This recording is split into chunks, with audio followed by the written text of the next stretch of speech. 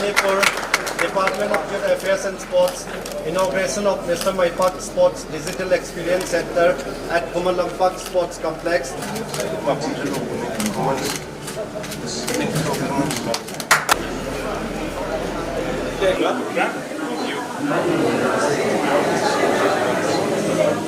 Know more about it. Similarly, we have various schemes which are complicated. Anyone who is coming here would be able to know these states, initiatives, and what all government is trying to do in different departments.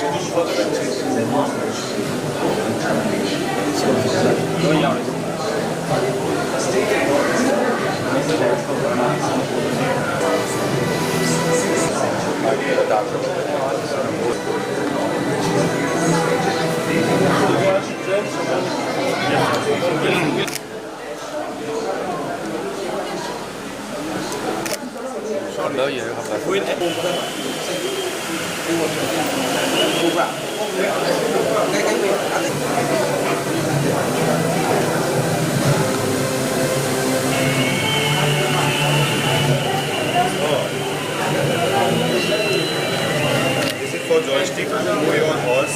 this play for the ball. So you can try, sir. I mean, you This joystick you move it. Yes.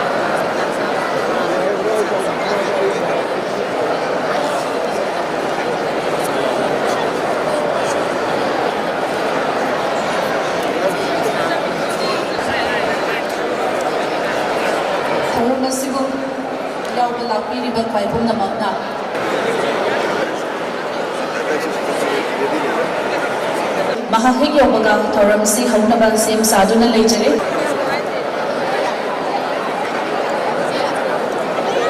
Sanaroising numit sibu yam puno ta pau sel pipi gadoriba media ki sin nok sun supina kasi thoram asigi yas mu sinjaraga mayam wo laba nilakanta sharma mahaki mahakapit sin mahaki apopa na mahut sanduna lobigani 15 lakhs Susira Chanugi, Apopi, lecture Mayam Taram no beginning, hockey Masana da bronze medal from the Pidamaka, yes, incentive of 8 lakhs. Priya Devi Alanga. Mahaki Madukta Singh Sadhana Living Priya Devi Alanga, Sepakta Pro Masana Sigini, Amaki Wina Chowka Devi, Sepakta Pro. Sanaroising mixing Zaki. Tangshavam, Singlet Chitiva, medal na gold.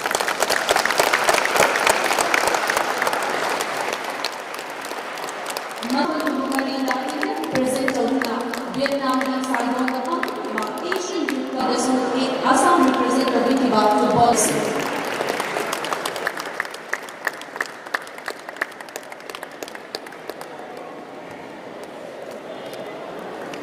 Asian Games mga suba pangthokpa ngamhiba loinana Manipur ki Sanaroina overall champion hoidana Gaza Singh overall team championship trophy phanggiba numit asibu Sanaroising gi numit haiduna ngasi ase akoi palan tawjari asigumba palan tawbadugi mathakta anouba bharatta amukta tawdriba amukta leihidriba akoi Mr. Maipak Sana Digital Experience Center Samsung na khubsamna re haraga anong boina akoi gi tungi hawlakliba sanaroi kayada makhoibu mangda leiramba bharat ki laurels porokiba sanaroi kaya adugi mathakta Manipur sarkara paikhatliba sanaroi sigi yaifa thorang kaya infrastructures kaya aduda natana laik lai sugi lamda atopa subject kaya gi lamda khangba ngamlaba adugumlaba experience digital experience center ama sangabagi Masise Sanaroising gi numit khattana masi numit sida koina anouba makhalgi hauroiba Sanaroisingda anova inot anova technology anova gyan pinanaba haiduna sangari ngasigi potse Samsunga ai kuina khanara madungeda practice tawbagi facility yawi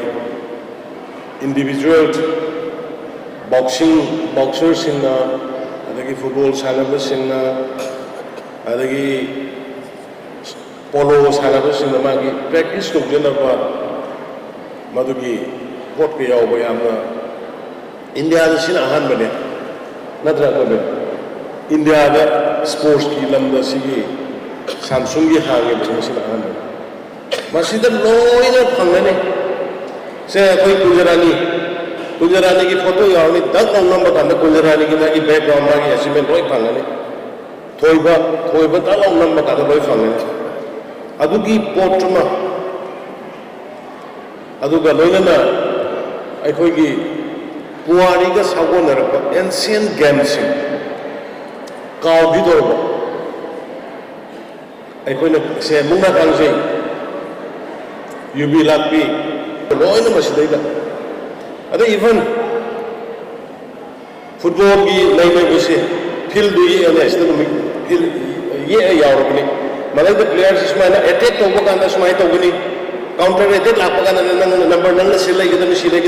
tak tak even hockey gi adu makhl gi am sophisticated way adu gi post to ninga se pena sangaras aduna koi Sanaroising international level da national level da state level da saruk yagado bi isilina isa sinna masida salakanda masida sangaga processing na sangaga practice to ba madugi kari tawda ga hamde expression company maduga tawda practice center as well as novice gi mafam amani not only in sports asida Manipur government kari karamba schemes in paikha ge hai bishu asida loina yaw ga le president aduga 37 national games gawagi gold medalist singo adu de koi government ke service man pina na bai koi sports minister honorable minister Sri Awe chief secretary Sri Awe high level 132 muki moigi list mai am sinor kanda moigi educational qualification kani ke ru yenga kanda sports department na moi da sana ba post kya lai adagi education da kari da happa yai adagi fishery any Manipur da leba department mayam sida ai sasing na ko mayam noina tawbiri ba state ki dam ko tawbiri ba noina nation ki dam ko tawbiri ba do recognition to boina noi thaba man pina na hona jarge semai apokchari